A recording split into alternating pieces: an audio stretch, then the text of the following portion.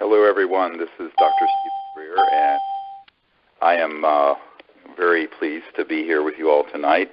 I hope everyone can hear me fine on this conference call for those of you who have donated to the Unacknowledged film. So first, I'd like to thank everyone for your contribution, and there are people all over the world who've made this possible. We have almost 4,000 donors at this point. And what I want to do over the next hour is sort of give everyone an inside glimpse of what's going on and answer some of your questions that have been sent in. There's many more questions than we're going to have time for in the next hour, but we'll try to get to some of them. So first, an update. We are in the phase right now where we're doing the post-production, and we've really been at this about 4 or 5 months after we got funding in place. So some of the exciting things that are happening with this film, as many of you know, there's been a number of leaks through WikiLeaks of the John Podesta emails with Edgar Mitchell, who I introduced to the subject, and we'll talk about that a little bit later. We're going to feature some of this in the film. We're trying to get as much in that's current as possible. The other big news is that we have in the category of new witness testimony that will be in here that the public has never seen.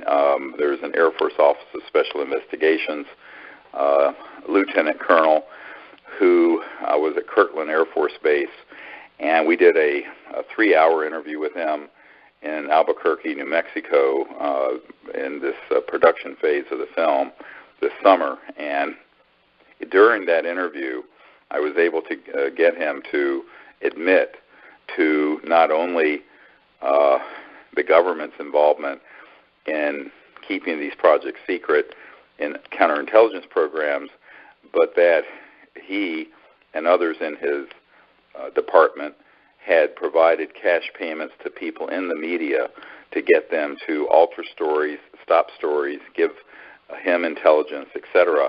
And this included national media. So he confirms what we've been saying for years, and that is the corruption of the military-industrial complex with the mainstream media, and the reason the subject has been able to be kept secret is the cooperation of the media. And this is from a guy who's going to be a name, rank, and serial number, and whose credentials are very well established. So that's one data point. We have another witness who is a constitutional attorney who is involved with the Iran-Contra issue, the Pentagon Papers, and the New York Times, and also the Silkwood case.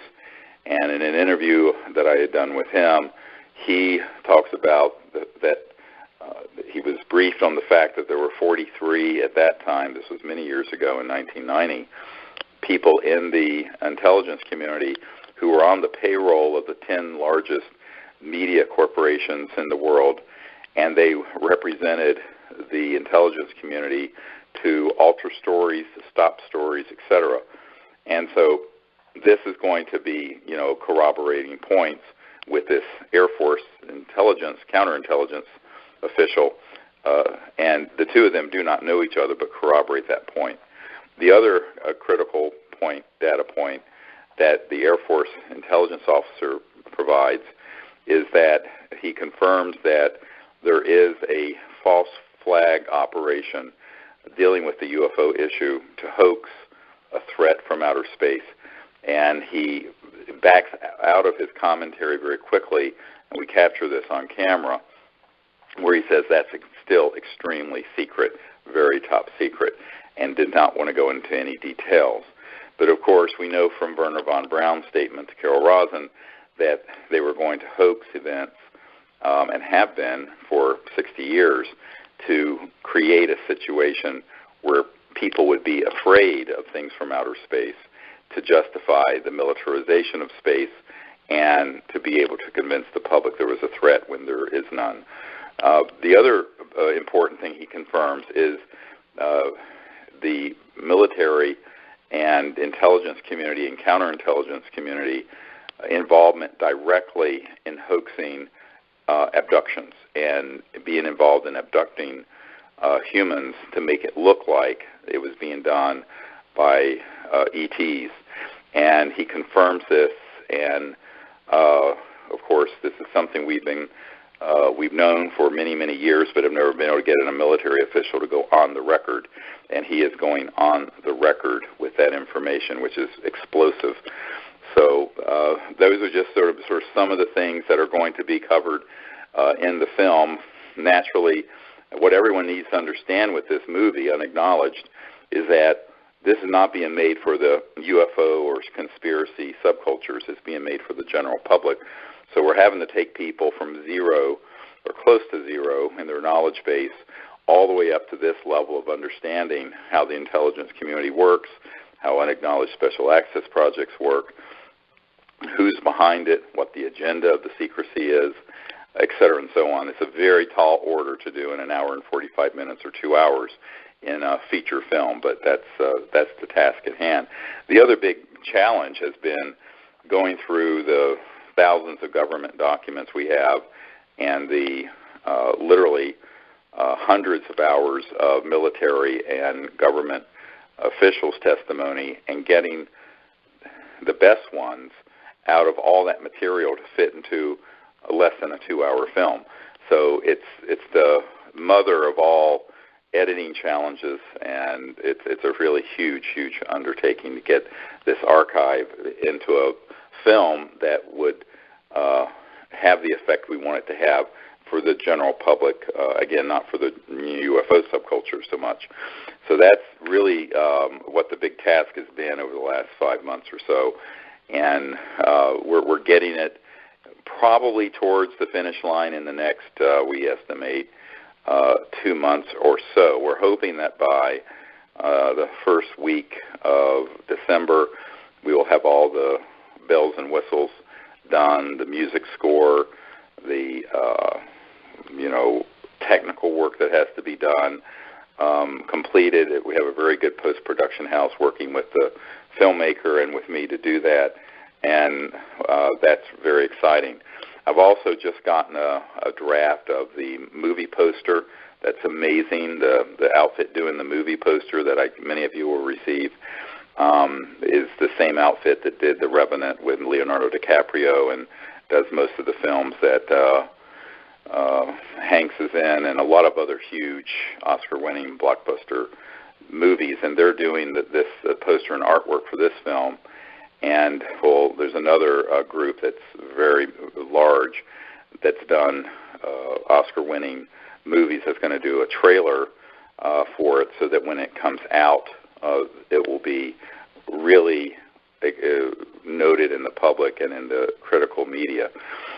The plan, just so people get a sense of our timeline, is to try to wrap up the actual film itself and all the post-production work by the first week of December, get it to the Orchard, which is a big mainstream distribution outfit, which many of you may have heard, has agreed to distribute the film, which in and of itself is a huge accomplishment.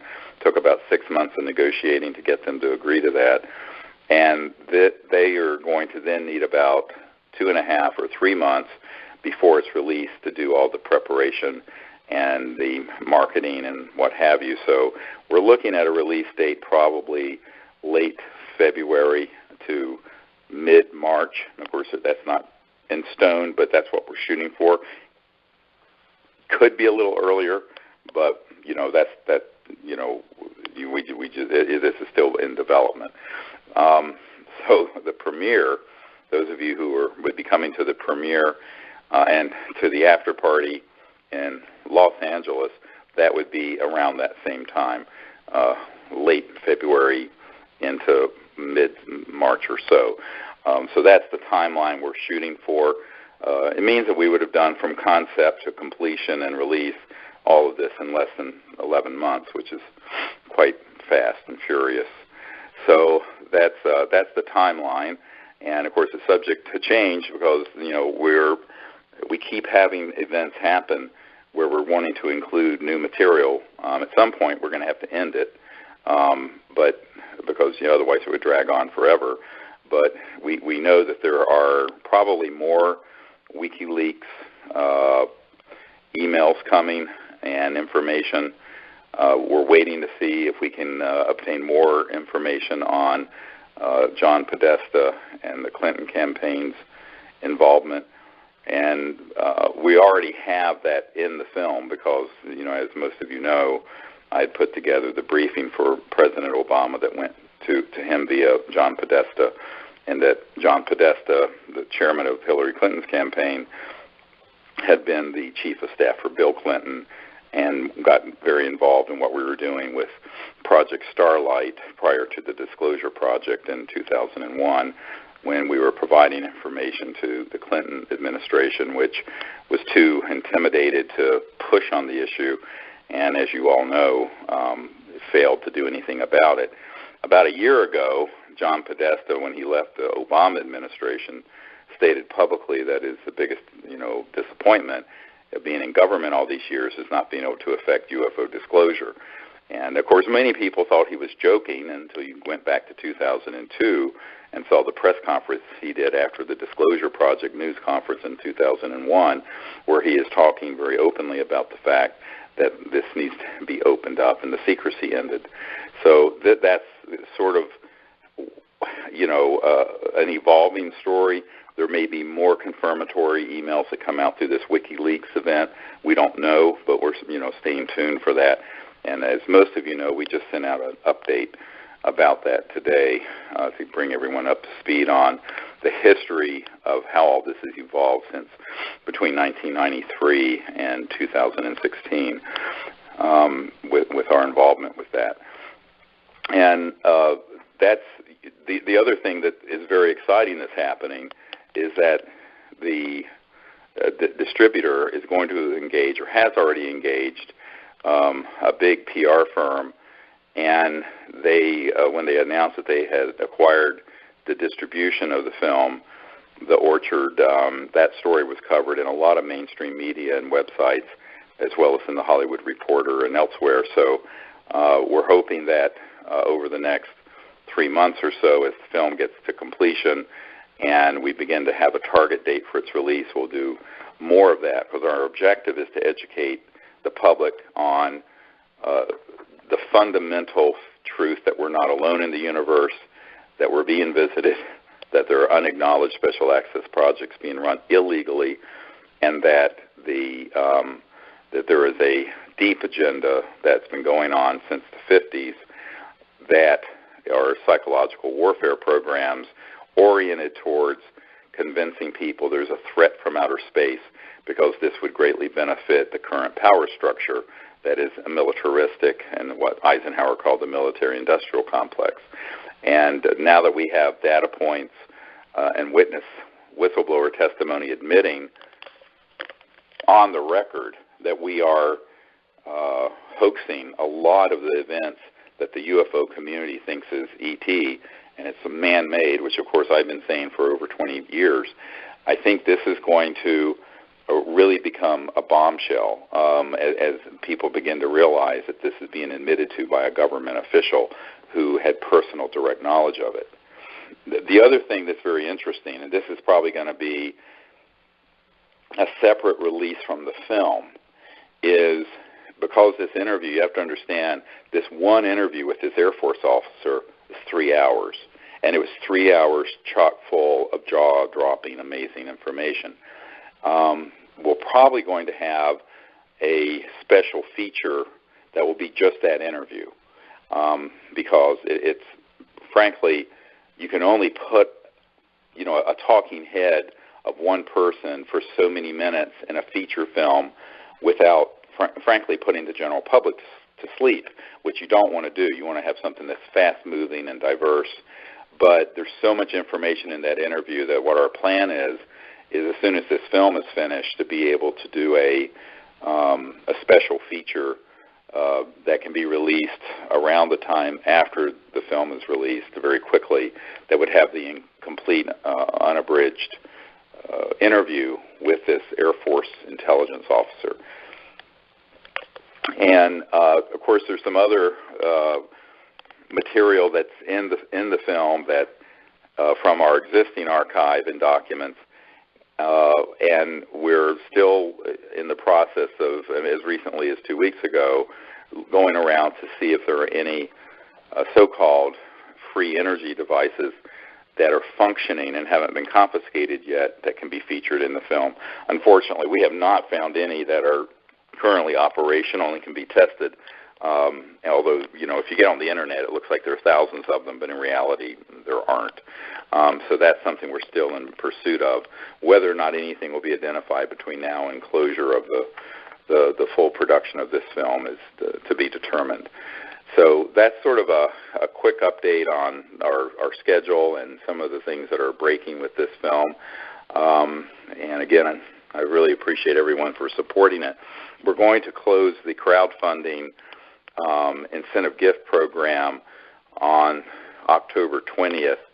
So if you know of anyone who wants to continue to support what we're doing, who wants to receive the incentive gifts, they should do so before October 20th, which of course is in 8 days. And after that, we'll still, certainly welcome people's contributions, but at some point we have to close out the incentive program just so we can begin to fulfill those items as we are with this phone call tonight. The other thing that I'd like for people to understand is that the film has not gotten, we have not licensed the theatrical release yet. So one of the things we're going to do as soon as the film is completed so that it can be put in front of distribution is to look at possibly having it as a theatrical release, meaning in movie theaters. That has not been even begun in terms of putting it in front of people yet. The Orchard is doing the digital and download to own, video on demand, Netflix, those kinds of systems, as opposed to, say, movie theaters. So the movie theater, which is called theatrical release, is still pending. We have some leads to some folks who could possibly help with that. We may do it as a guerrilla process, meaning a grassroots process, where theaters are engaged and it's a special showing as opposed to a big theatrical release company. That's all going to be looked at probably between December and January, mid-January, because you really can't get a big theatrical distribution firm involved until the film is pretty much completed and they can see what it's going to look like. We are fortunate that the Orchard has agreed to distribute the film because it turns out that the head of the Orchard, which is a division of Sony, has been a follower of our work and a very big supporter of the Disclosure Project, which I didn't know until I met with them this summer. So that's we're really fortunate. Usually an independent film like this cannot get a mainstream big distributor like the Orchard to pick it up, and we were able to do it, and which is the whole point of this exercise, as you all know, is to disclose the facts to the largest possible audience, and that's what our objective is, and this is going to help us do that. So I wanted to get to some of the other points people have asked about. Just came in to my production assistant. Most of you have been in touch with Maggie on some of these questions, and I want to go through some of them. And before I get too far into them, because some of them relate to an event that we're going to be doing in Las Vegas on November 13th. So I want everyone listening to understand there's a special webinar as well as in-person event happening at the UNLV, ironically, where the next presidential debate is happening, but a few weeks later on Sunday, November 13th from 7 p.m. till 10 p.m.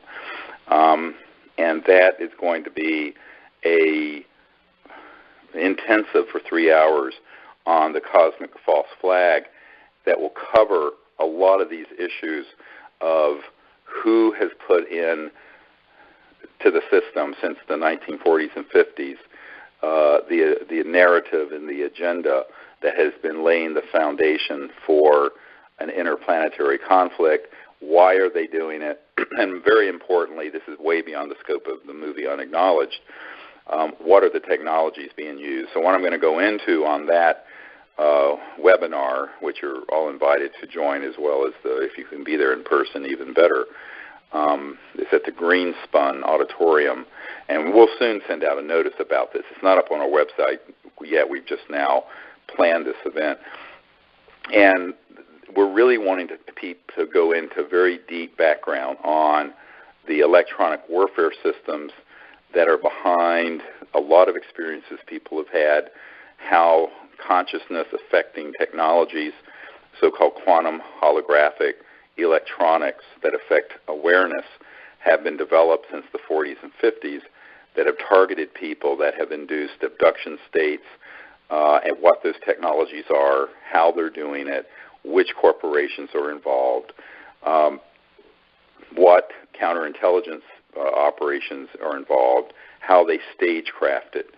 And it's also going to go into a deep discussion of the so-called secret space program, what part of that is real, what isn't, what the experiences are that people such as Dr. Fred Bell, who's passed away, but who I knew very well, who was an MK Ultra baby. He was given by his parents at birth to the CIA as an MK Ultra baby to be indoctrinated as a genius, but also to be mind controlled, and what those programs entail and how long they've been going on.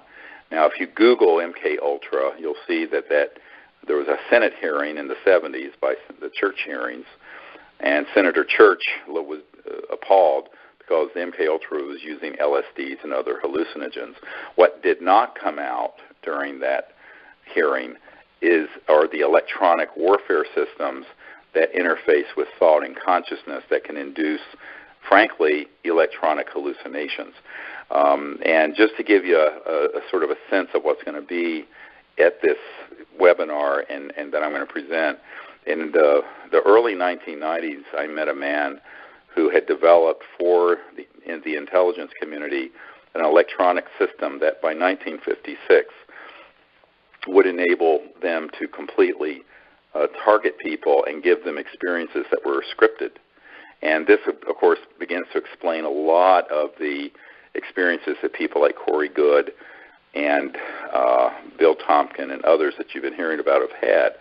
And these people have actually, like Dr. Bell, who is the great nephew of Alexander Graham Bell, by the way, were victims of these programs. But the programs were designed to create a sort of scripted Armageddon and have people have experiences that they truly believe are real, but that were completely scripted by the intelligence community. And most people have no idea of these capabilities. They need to know what they are. There are a lot of whistleblowers coming forward right now about this. And in fact, there's a whole organization dealing with the whistleblowers who have been in DARPA and different corporations, et cetera, who have witnessed these sort of abuses. And the man that I met with in the 90s who developed one of the early systems in 1956, so that was 60 years ago, it told me very directly that they could target someone and have them have an experience, and he used this as an example, where they had a conversation with their personal God, Jesus, Buddha, Krishna, Moses, whoever, and that the person would believe it, and that they would pass a lie detector test that it is real. And when you take that technological capability, and then the government documents we acquired that talk about the hoaxing and the psychological warfare value of the UFO subject and how easy it would be to move the public in the direction of a fear-based reaction to the ET presence. Now, a lot of people say, why would they want to do that? Well, you have to be able to acculturate people into hatred and fear to justify any war. And so something this large, as Werner von Braun said, they went through this whole period after World War II. The first there would be the Cold War, then there would be nations of concern, and then there'd be global terrorism, which, by the way, we talked about before 9/11. And then there would be the threat from outer space. And the big one they would play would be the quote-unquote alien threat. Now, remember, this was planned in the 50s and was hatched. So it's been over 60 years that they have been developing this narrative. And so what this webinar is going to be about, and this lecture, for those of you who can come in person, is pulling the curtain back on the Wizard of Oz that's been pulling the levers and confusing and hoaxing things for over 60 years. And I think it's very important that this be done, because otherwise, with what's been happening with the WikiLeaks revelations, the fact that you have a major presidential candidate and her chief of staff, John Podesta and Hillary Clinton, talking on television interview shows about the UFO subject. Even the New York Times has reported some of this. It used to be completely banned. I'm concerned that they're actually ramping up the timeline to hoax the big one, something that would be a cosmic 9/11, a sort of cosmic massive false flag operation. And I think it's very important that we get, to the extent we can, a warning out to the public about this and what the agenda is and what the means and methods, as they would say in the intelligence community, are for hoaxing this sort of event. And so that's going to be a very detailed presentation. I hope those of you who can be there in person or join in on the webinar. So in terms of getting to some of these questions, I'd like to, the first one I'm going to take is someone asked, what can we, the American people, do to get Congress, the Senate, members of the armed forces, Vice President, and President to release all UFO, Area 51, and project information to the public and stop the secrecy that's been plaguing America all these years? Well, first of all, by supporting this project, you're doing that. Secondly, I think it's really important that, because with the social media now, that everyone post to their friends, colleagues, neighbors, whoever in their Facebook and Twitter and social media network, this information that we're sending out, and find your voice to speak about it. I'm very skeptical that the U.S. Congress or the President, even if they held a hearing, that they would be allowed to have the testimony of the truth tellers be added. They would probably be a dog and pony show. It would sort of be sort of a staged event, like all these committees have been. Now, I think it's important that they have a hearing, but I think people need to be prepared for the fact every time they've had one, it's been hijacked by the intelligence community and turned into a dog and pony show.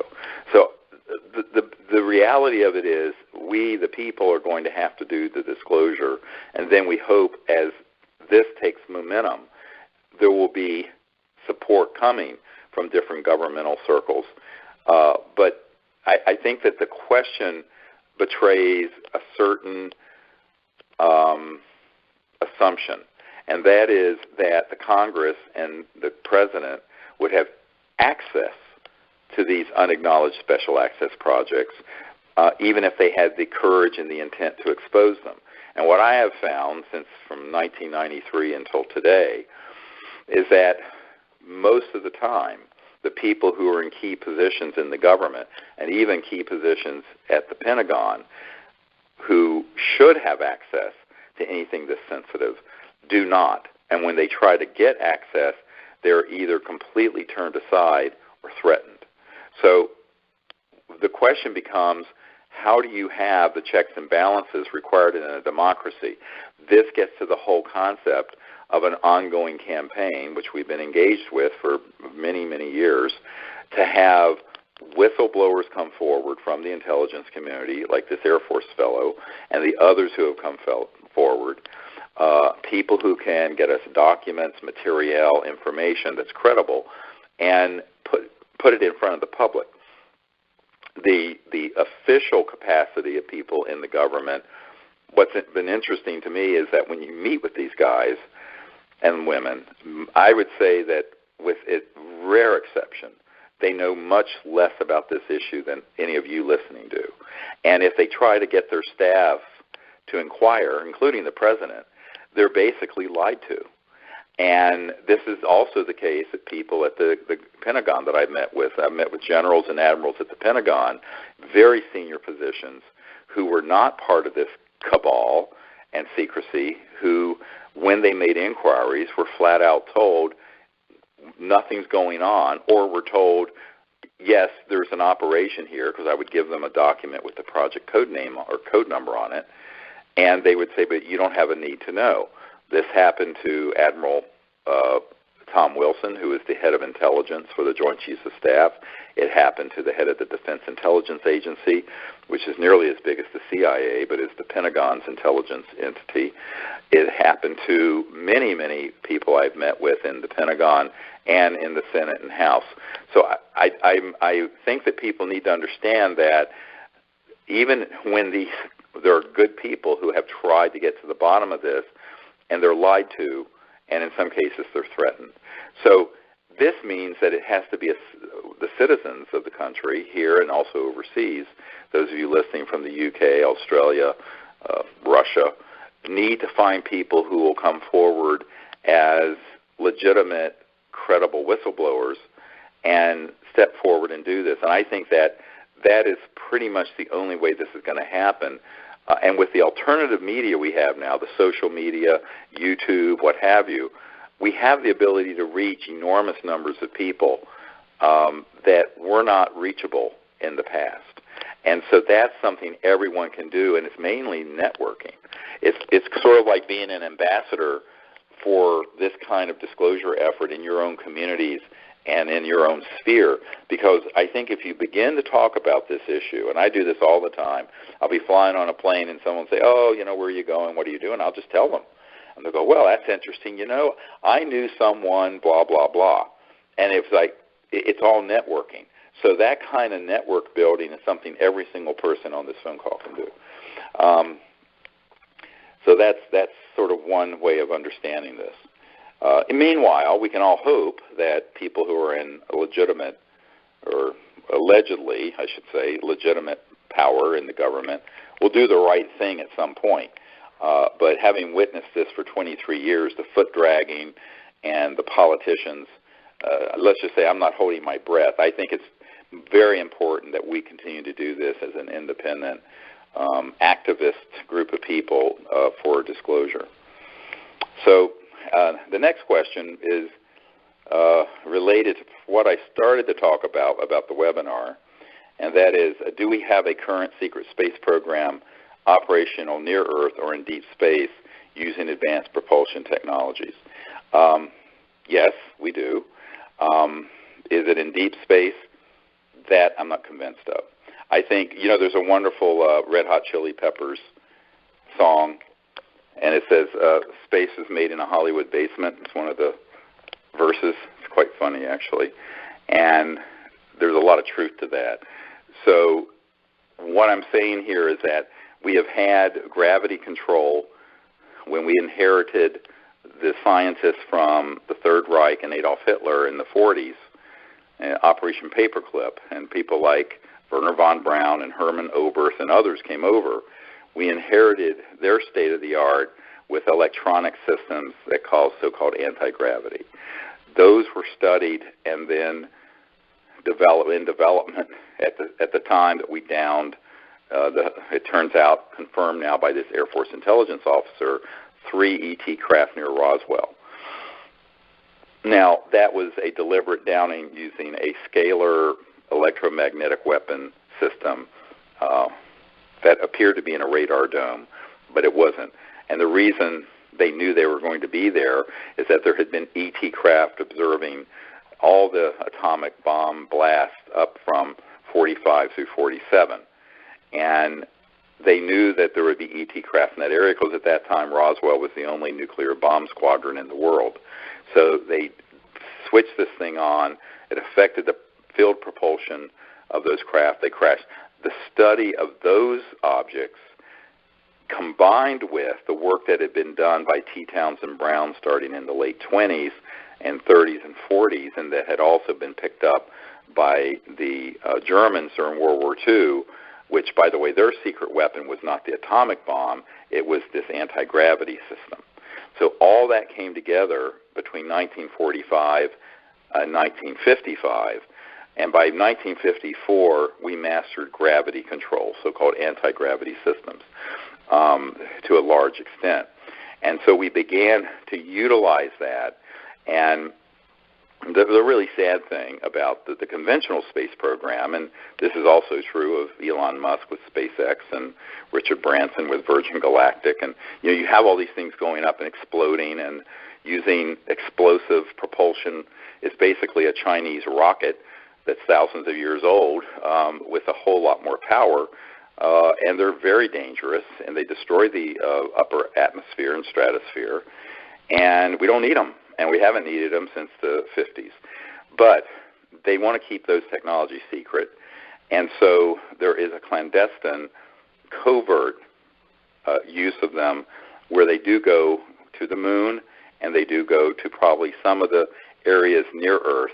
My understanding, and this is at odds with what a lot of the mythology that you hear out there from, I think, people who have been given programming on this issue, such as Corey Goode, I'm skeptical that they're allowed to go too far out into space, because every credible person with firsthand knowledge I've spoken to has said that because we are viewed as a violent civilization, as Michikaku would say, we're not a level 1 civilization, which is the hallmark of which is living peacefully together and not destroying our biosphere. We're a level 0 civilization. So a level 0 civilization with nuclear bombs and weapon systems are not looked upon in a very welcoming way too far out into space. And so it's my understanding that we have had limitations placed on our ability to go there with spacecraft. Now, when you deal with consciousness assisting technologies and the ability to take someone and with these electronics have them go out and see things in space, they may be able to see things that are real, they may be programmed to see things that are false. And this is where you have to be very careful with the rumor mill of things that you see on Gaia TV and on the other networks that are out there, and the mythology that's built up, because frankly, I see a lot of that as a disinformation that is part of this long-term 60-year narrative to lay the foundation for there being sort of a cowboys and Indians, good guys and bad guys in outer space, that we need to, as Ronald Reagan said, unite the world against an alien threat. And when Reagan said that, by the way, it was shortly after a man that I knew, Colonel Holman, who's passed away, had done a briefing to get, he was an Air Force guy, to get the President's team to support SDI, the Strategic Defense Initiative, or Star Wars, to put weapons in space. And what they were doing actually is getting a lot of funding that went through the back door of sort of brilliant pebbles and other silly systems that never, those were just window dressing. And they were going into these black projects, these $100 special access projects, and the USAPs were taking that funding and expanding their ability to target ET spacecraft when they step down into linear space-time from transdimensional, hyperdimensional space-time. So that's what people need to understand. Reagan was manipulated into saying that at the United Nations when he said, wouldn't our job of creating world peace be easier if we had a common alien threat to unite against? And I think this narrative, which goes back, as I mentioned, to the 40s and 50s, was the big battle that took place between people like Secretary Forrestal and Eisenhower on the one end during the 50s, who wanted to denuclearize, have open contact, and move forward. And Jack Kennedy wanted to do the same thing. And the military-industrial complex, which outmaneuvered Eisenhower and outmaneuvered and eventually killed Forrestal, to ensure that this other agenda went forward, which is what we're living through right now. And I think when you look at the capabilities, yes, they are there. To what extent they've been deployed, I'm a bit agnostic about that.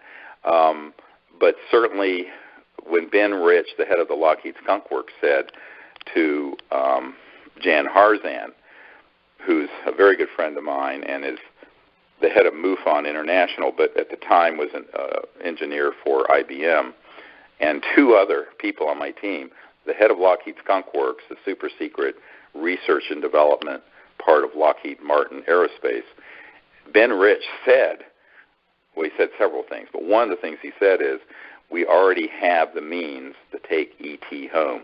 In other words, that we have developed interstellar capabilities. Now, he did not say we've been allowed to go that far out there with it. So the question is, yes, we have a secret space program. Yes, we have anti-gravity. Yes, we have the physics for transdimensional, faster than the speed of light, so-called teleportation and what have you.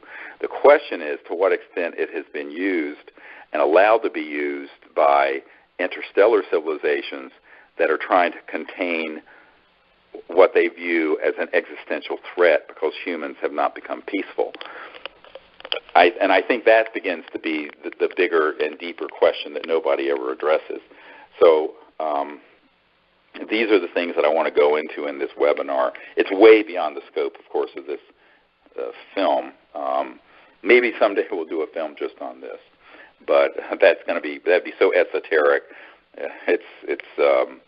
If what we're doing with Unacknowledged is to get the facts of the most salient facts out to the widest possible audience, what we're talking about right now would be something that would have to be a couple steps down the road in terms of people being able to even understand what it is we're referring to.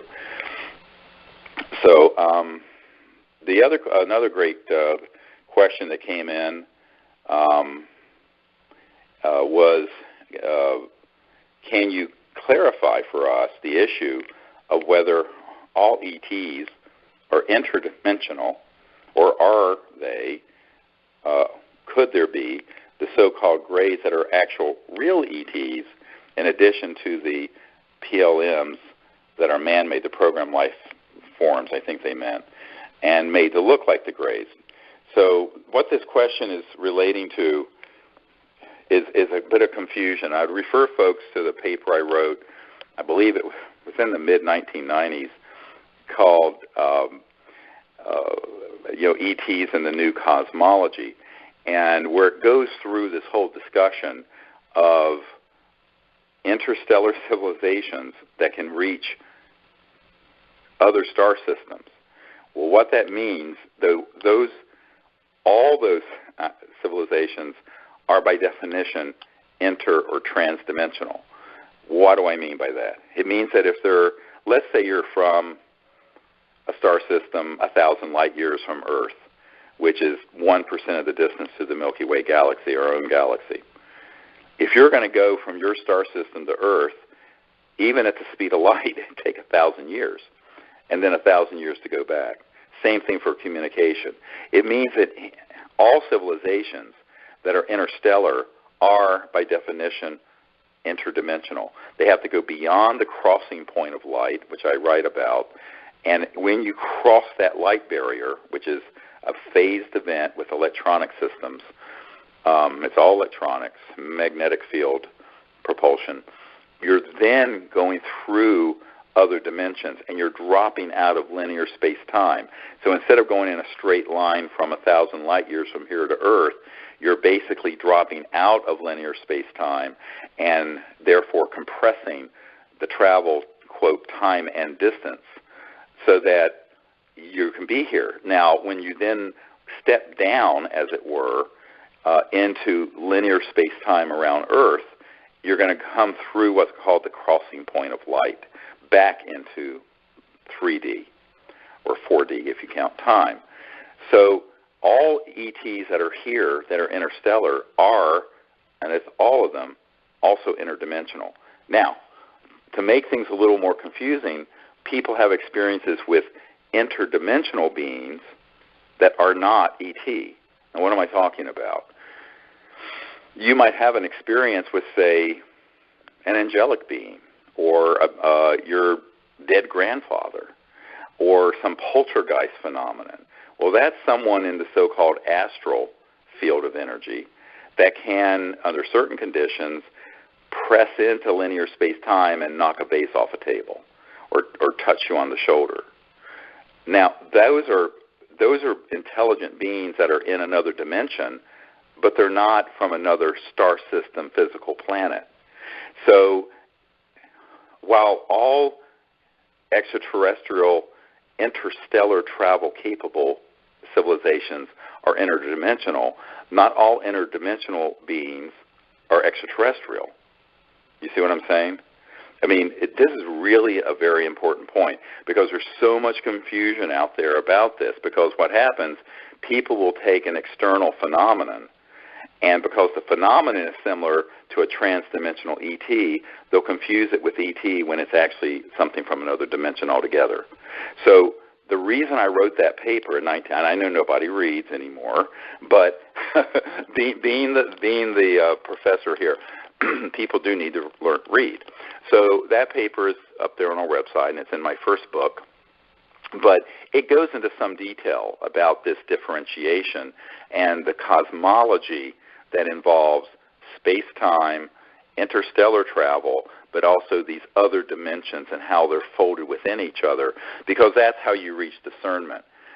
Now, the questioner, I don't know who sent the question, was very correct in saying that then how do you, could it be that some of these so-called grays are real ETs and some may not be? Yes, because the intelligence community has been taking both the genetic material but also using stagecraft. In fact, this Air Force intelligence officer talked about taking guys who were some special forces, very small men, making them up to look like a gray, putting them on a man-made flying saucer with electronic warfare systems, and I know for a fact other chemicals and hallucinogens, and abducting people. And one example he gave was someone who was in an area of a classified facility where they saw something they shouldn't, and they sent this abduction squad out complete with man-made looking little grays. Now, to the casual person who knows nothing about these counterintelligence capabilities that have been in full development since the 40s and 50s, they would 100% be fooled that it was ET when it was 100% man-made. And this is the crux of the problem, is if we don't have discernment on this, they're going to be able to fool us. And it's sort of like The Who when they wrote, "We Won't Be Fooled Again." And they wrote that after, we were fooled into Vietnam and all this stuff. Well, in fact, we have been fooled again. And we keep getting fooled. We were fooled on 9/11. We were fooled with the Iraq situation.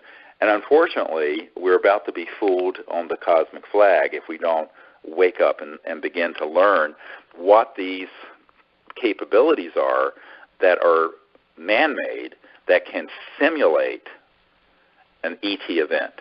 And you have to remember 60 years and trillions of dollars of our funding have gone into this false flag capability. And so that's very, very important that everyone understand that. And so anyway, I'm trying to get through as many of these as I can.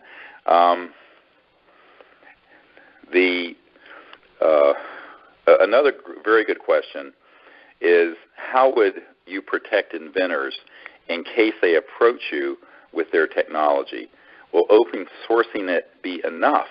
And what are the implications of this, referring to the previous questions we've been discussing? Well, here's the problem. It's not enough just to open source it. You also have to have a massive public profile.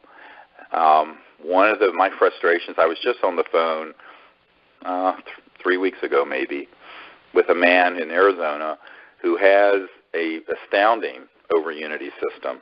He wants to keep it secret.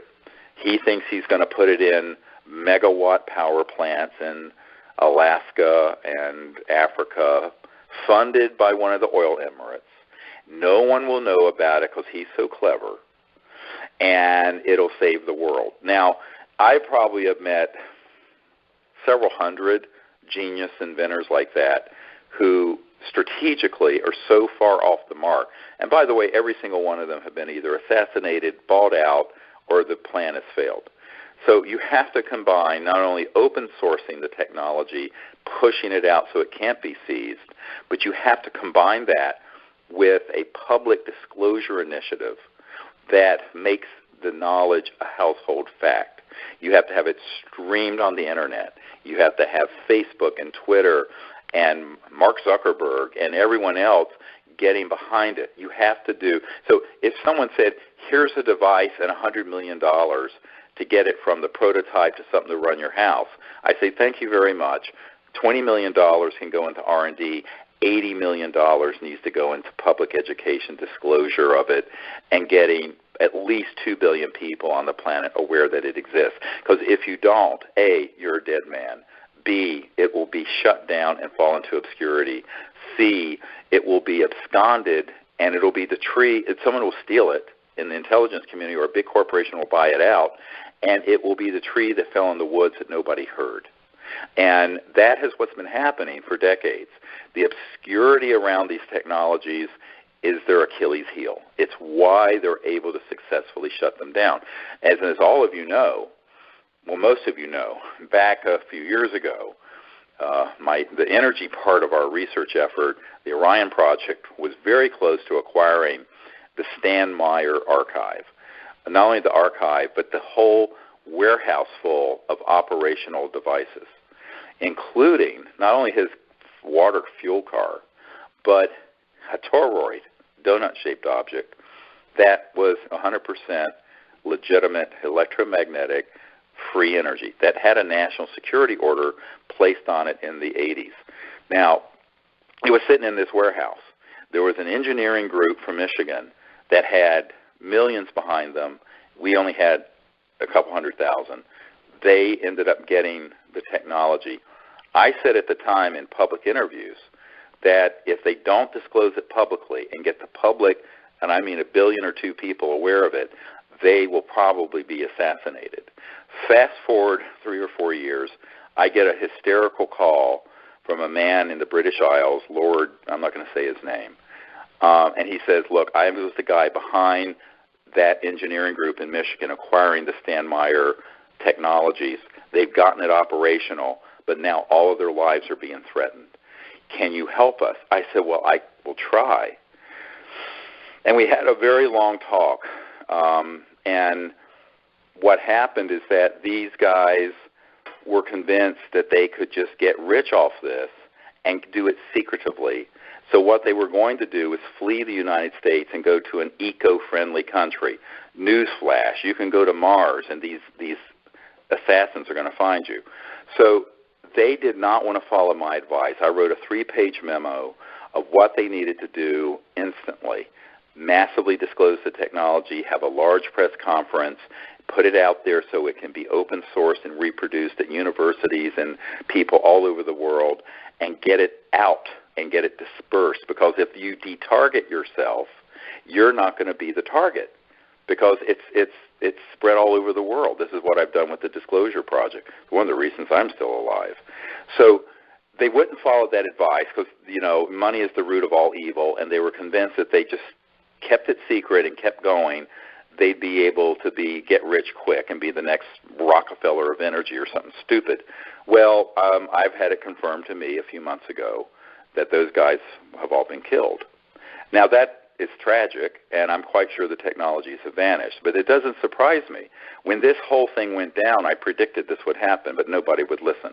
So anyone listening, or if you know anyone who has one of these technologies who think they're going to outsmart the intelligence community and keep it secret, that they need to keep it small, that they're going to hide it in 15 different patents and no one will figure it out, that there are all these sort of crazy ideas, I can tell you every single one of those ideas will fail. The people will not succeed in getting it out. And the proof of it is that these technologies have been invented and disappeared for over 100 years. So the definition of insanity is doing the same thing over and over again, expecting a different result. Now, my frustration is that on a regular basis, every few months, I encounter somebody with an operational technology, or at least so they aver. But however, they refuse to follow the strategic advice, in which case there's really not much you can do about it, because they're going to fall into the same traps all these other inventors have done, going all the way back to the time of Nikola Tesla. So ultimately, you have to open source it, but at the same time, you've got to have it reproduced by credible people, and you need to get folks like Leonardo DiCaprio on your side, who's won his Oscar, and in his Oscar talk said, I want to help save the environment. Okay, you need to get, and we can do that now. I can say we can do that now, we could. But trying to get the inventors or the investment group that has developed the technology to go along with that strategy, that has been the problem. So I'm hoping at some point someone will listen to our advice. I mean, I'm 25 years into this, meeting with folks all over the world. I have seen these technologies come and go, and they come, they begin to emerge, and then they vanish.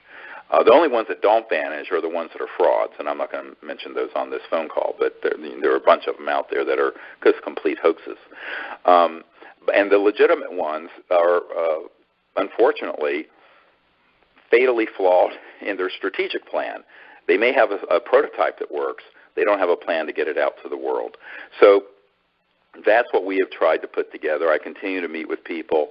I'm hoping someday, I was hoping it'd be this year, but it's looking less likely, we'll meet somebody with a legitimate system that can be independently tested, independently reproduced, and that can be massively disclosed and put out open source.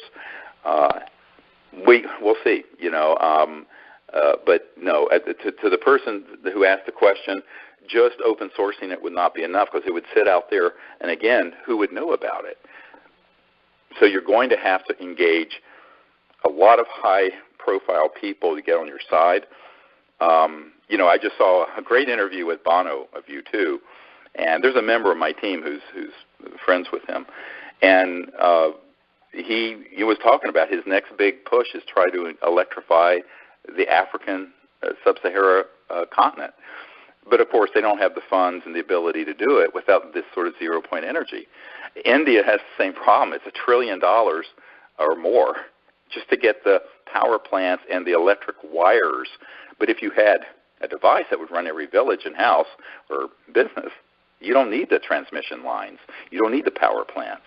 So this is something that we need to put together. But ultimately, those kind of people don't want to hear an urban myth. They want to see an operational prototype. So my job has been to try to get someone with an operational prototype that will cooperate with the strategy. And that's a very difficult thing to do, because the strategy is very unconventional. It's not what is normally done with technologies. And it certainly isn't done in venture capital, what I call the money whores, who are, of course, a big part of the problem. They want everything to be secret.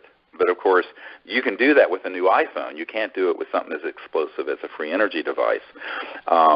So the strategy that they try to replicate that works for a new software package or an app or an iPhone, you cannot apply that business thinking and strategy to something as disruptive as a free energy device. So that's what we've been trying to advise people. And so far, nobody with a legitimate devices accepted our advice, so that's where we are. So that's those are some of the things that have come in. I know it's almost an hour. I hope this is a quick hour through a lot of issues. I hope it's been helpful and useful to people. This is really an exciting time.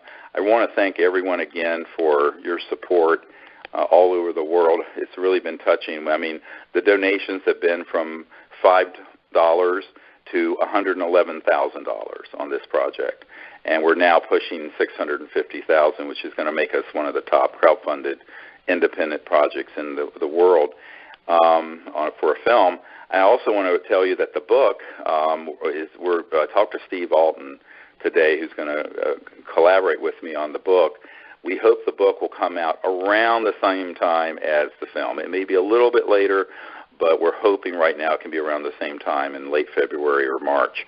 So I'm hoping by the early January we'll have that book completed, and that also is a massive undertaking. I don't talk about it as much as the film, but it's, you're talking thousands of pages of top secret witness transcripts and government documents being boiled down to a 400-page book. I mean, it's an enormous undertaking, but that's another project I'll be working on more heavily as this film begins to get wrapped up.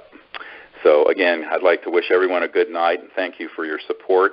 If you want to continue to support us or know people who do, we're going to keep the crowdfunding incentive program going until October 20th. And if those of you who can join me at UNLV on November 13th from 7 to 10 p.m. at the Greenspun Auditorium, I hope to see you there.